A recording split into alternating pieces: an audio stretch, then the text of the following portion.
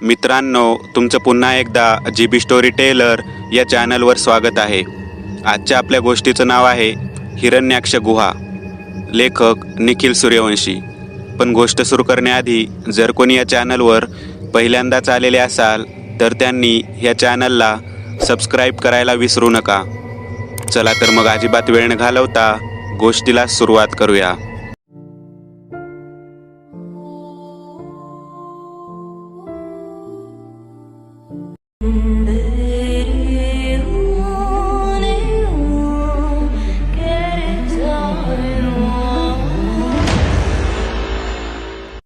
सापडली यार एकदाची ती जागा. हातातील कागद टेबलवर टाकत अजित म्हणाला, चायला गेली 2 वर्ष डोकं आपटत होतं यासाठी. किती जुनी कागदपत्रे पाहिली, किती गावं हिंडलो, किती पैसे खर्च केले. खुर्चीवर मागे टेकत विशाल म्हणाला. अजितच्या घरात त्याच्या खोलीमध्ये दोघे बसले होते. खोलीच्या भिंती अनेक कात्रणांनी भरलेल्या होत्या. जुन्या कागदांच्या झेरॉक्स, फोटो, स्किटी नोट्स जागोजागी चिकटवले होते. तिथे असणारे सर्व टेबल कागदांनी भरले होते. बाजूला 2 लॅपटॉप मोठ्या स्क्रीनला जोडून ठेवलेले. त्यावर गुगल मॅप चालू होता आणि लोकेशनचा तो लाल आयकॉन एका गावाच्या नावावर स्थिरावला होता, हरळे. विशाल, तो खजाना आपल्या महाराष्ट्रामधल्या एका गावात असेल असं आधी कोणी सांगितलं असतं तर विश्वास बसला असता का? नाही रे, आपण देशात कुठे कुठे गेलो पण हातात काहीच लागले नाही, विशाल म्हणाला. बरं झालं काशीमध्ये आपल्याला जुनं बाळ मिळालं. त्यात ह्या गावाचा उल्लेख सापडला, गावाचा आणि त्या गुहेचा देखील. ती गुहा आपल्याला गावामध्ये जाऊनच शोधावी लागेल. कधी निघायचं मग? बघू, अश्विनी सोबत बोलतो आधी. हां, आधी बायकोची परवानगी घ्यावी लागेल ना, हसत विशाल म्हणाला.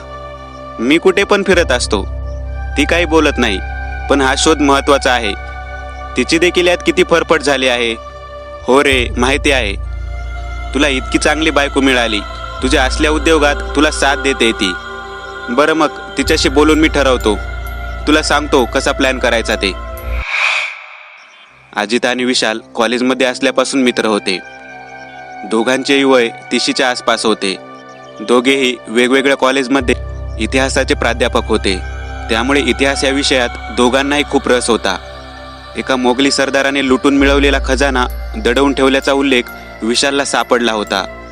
त्यानंतर त्यांनी अनेक दिवस त्याचा माग घेतला. गेली 2 वर्ष त्यांनी अनेक ठिकाणी भेटी दिल्या, अनेक जुनी कागदपत्रे मिळवली. तेव्हा त्यांना महत्त्वाचा धागा सापडला होता. एका जुन्या कागदपत्रात त्या ठिकाणाचा उल्लेख मिळाला होता. आशू, आम्हाला ते ठिकाण सापडलं, किचनमध्ये उभ्या असलेल्या अश्विनीला मागून पकडतच आनंदात अजित म्हणाला.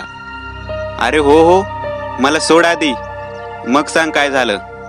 अगं, त्या खजिन्याच्या आपण अजून जवळ पोहोचलो आहोत. आम्हाला त्या गावाचं नाव कळलं आहे. कोणतं गाव? हरळे, रायगडमध्ये पाड्याचं एक गाव आहे. मूळ लोकवस्तीपासून लांब, सह्याद्री डोंगर रांगेत. मग कधी निघायचं? बायको, तिथे मी आणि विशाल जाणार आहे, तू नाही. मी का नाही? अगं, तिथे काय असेल कोणाला माहिती. ते गाव कसं आहे, राहायला कुठे मिळेल, कशाचा अंदाजच नाही. हा, पण मी करेल ॲडजस्ट. नाही, तू इथंच थांबायचं आहे. आम्हाला उशीर झाला किंवा काही संपर्क झाला नाही तर तू सुशीलला घेऊन तिकडे ये. अजितने विशालला फोन केला. येत्या शुक्रवारी निघायचा बेत ठरला. दोघांनीही दुसऱ्या कॉलेजमध्ये 2 दिवसाची रजा टाकली. हरळेमध्ये 4 दिवस त्यांना पुरे होणार होते. सोबत काही कपडे आणि गरजेचे सामान घेऊन विशालच्या कारने शुक्रवारी मध्यरात्री ते दोघे हरळेच्या दिशेने निघाले. शनिवारी सकाळी ते हरळे फाट्यावर पोहोचले. मुख्य रस्त्यापासून ते गाव खूप आत होते. रस्ता तर नव्हताच, फक्त पायवाट होती. त्या पायवाटेने कशीबशी कार घेऊन ते चालले होते. काही वेळानंतर ते नदीजवळ पोहोचले. नदीवरून गावात जायला पूल होता. पुलाच्या अलीकडे त्यांनी कार लावली आणि पूल ओलांडून त्या गावात आले. गावामध्ये आल्यावर त्यांनी कुठे खोली भाड्याने मिळेल का हे पाहायला सुरुवात केली. कारण त्या गावात कुठेही हॉटेल नव्हते. तिथे असणाऱ्या एका टपरीवाल्याला विशालने विचारले, इथे कुठे 4 दिवसासाठी खोली मिळेल का? पण तुम्ही कोण आणि या गावामध्ये कसे? टपरीवाल्याने त्या दोघांचे खालून वरपर्यंत निरीक्षण करत विचारले. आम्ही इतिहास अभ्यासक आहोत. या गावात जुन्या लेण्या गुहा आहेत, त्यांचा अभ्यास करण्यासाठी आलो आहोत. अजितने काहीतरी खोटे सांगितले. काय? ते हिरेदेवाच्या गुहा?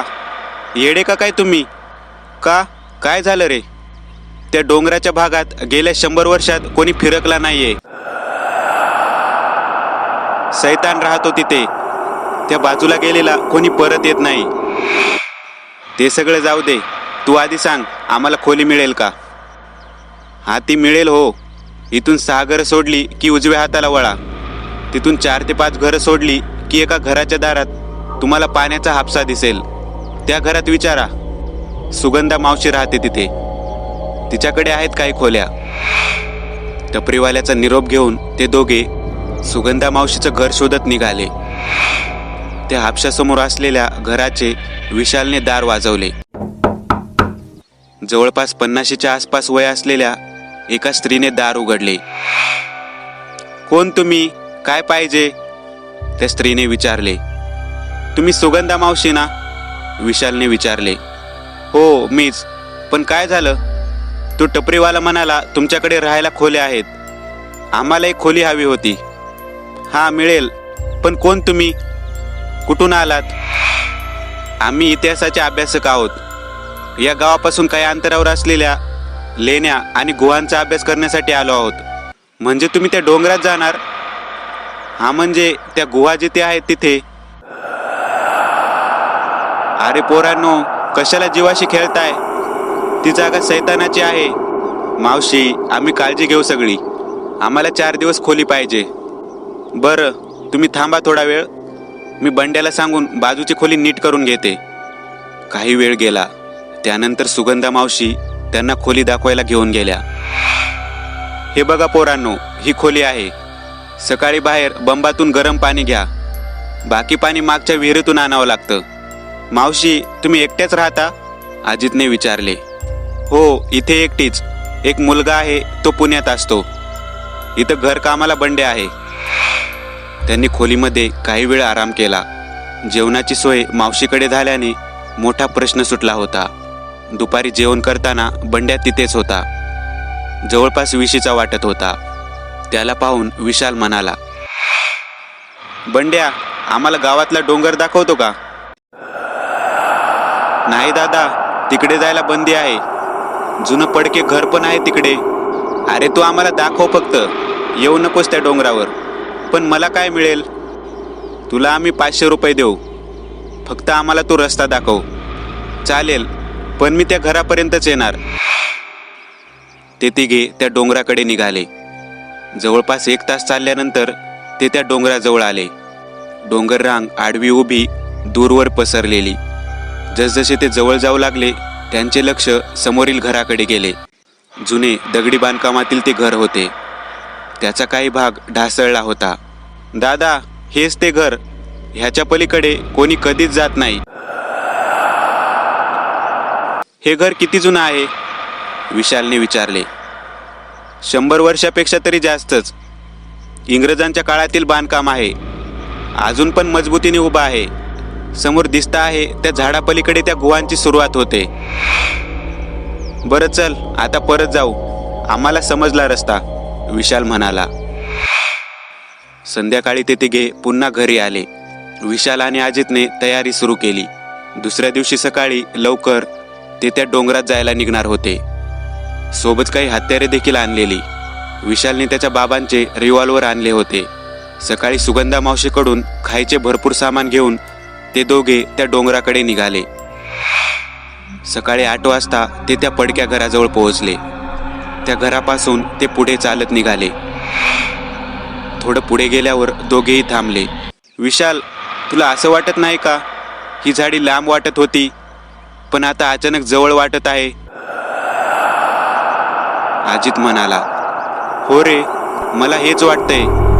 हा भ्रम आहे की खरंच आहे? भ्रमच असेल. चल आता पुढे जाऊ. ती झाडी हळूहळू दाट होऊ लागलेली. परतीचा रस्ता लक्षात राहावा म्हणून अजित झाडांवर खुणा करत होता. सुरुवातीला छोटे वाटलेले जंगल आता खूप मोठे वाटत होते. जवळपास 2 तास ते त्या जंगलात चालत होते. ते जंगल काहीसं वेगळं भासत होतं. तिथे कोणत्याही पक्ष्याचा, प्राण्याचा आवाज नव्हता. एक घनघोर शांतता होती. वारा थिजला होता. झाडाचे पान देखील हालत नव्हते. ते दोघे चालत होते तिथे रस्ता असा नव्हताच. कसाबसा झाडीतून मार्ग काढत ते पुढे चालले होते. दुपारी 12च्या दरम्यान ते एका अशा ठिकाणी येऊन थांबले जिथे समोर तीव्र उतार होता आणि तो उतार संपतो तिथे एक गुहा दिसत होती. त्या उतारावरून दोघे सावकाश खाली उतरले. गुहेच्या जवळ एका झाडाखाली बसून ते जेवले. काही वेळ आराम करून ते गुहेमध्ये निघाले. तिथे गवत माजले होते. हातात रिव्हॉल्वर घेऊन विशाल पुढे झाला. एका हातात टॉर्च आणि दुसऱ्या हातात एक काठी घेऊन अजित त्याच्या मागोमाग गुहेमध्ये आला. सुरुवातीला उजेड होता, पण जसजसं ते आत चालले होते तसा अंधार अधिक गडद होत होता. ते आत गेले तेव्हा भिंतीवर टॉर्च फिरवत होते. अचानक विशाल दचकला आणि मागे हटला. काय झालं रे? अजितने विचारलं. अरे ते बघ ना भिंतीवर. अजितने भिंतीकडे टॉर्च फिरवला. तिथे एक भयानक दगडी चेहरा होता. भिंतीवर कोरलेली ती दगडी मूर्ती होती. मूर्तीचा चेहरा हवेत लटकत होता आणि त्याचे धड खाली पडले होते. अरे कसली मूर्ती आहे ही? मूर्तीच्या आजूबाजूला टॉर्च फिरवत अजित पुढे गेला आणि म्हणाला, हिरण्याक्ष. काय? हे काय मध्येच? अरे ही मूर्ती रे हिरण्याक्षची आहे. कशावरून? अरे तू फक्त एक मूर्ती पाहिली. तिथे उजव्या बाजूला वरती मोठी मूर्ती पहा ना. विशालने त्या शेजारील मोठ्या मूर्तीवर टॉर्च फिरवला. वराह. हा बरोबर, वराह. विष्णूने वराह अवतारात हिरण्याक्ष राक्षसाचे शिर छाटले होते. पण त्याची मूर्ती इथे कसं काय? काय माहीत. ते दोघे तसेच पुढे चालत राहिले. आजूबाजूला अनेक चित्रविचित्र मूर्ती भिंतीवर कोरलेल्या. आतमध्ये सूर्यप्रकाश तर नव्हताच. अचानक त्यांना जाणवले, गुहा उजवीकडे वळते आहे. ते तसेच चालत राहिले. त्यांना एका बाजूला खिडकीसारखा एक भाग दिसला. तसेच पुढे एक दार होते. त्यांना त्या खिडकीतून उजेड येताना दिसला. ते दोघेही त्या खिडकीजवळ गेले. त्यांनी आत डोकावून पाहिले. त्यांची बोबडीच वळली. आत यज्ञकुंड पेटले होते. तिथे एका खांबाला एका स्त्रीला बांधले होते. त्या पलीकडे असलेल्या एका खांबाला तरुण पुरुषाला बांधून ठेवले होते. जवळच काही केळीची पाने पडलेली. अनेक प्रकारचे अंगारे होते. एका विचित्र चेहऱ्याची मूर्ती ठेवलेली, जिचे डोळे मोठे होते. हिडीस हास्य होते. दात बाहेर दिसत होते. तोंड उघडे होते. सैतानी मूर्ती होती ती.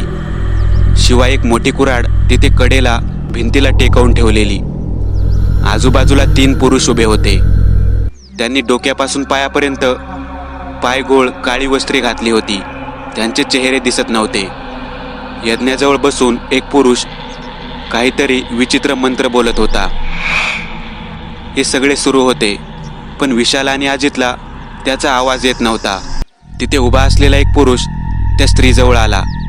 तिला बांधलेली दोरी सोडली. तिचे दोन्ही हात मागे बांधले होते. तो तिला घेऊन शेजारी असलेल्या दगडाजवळ आला. त्याने मागून तिला धक्का दिला.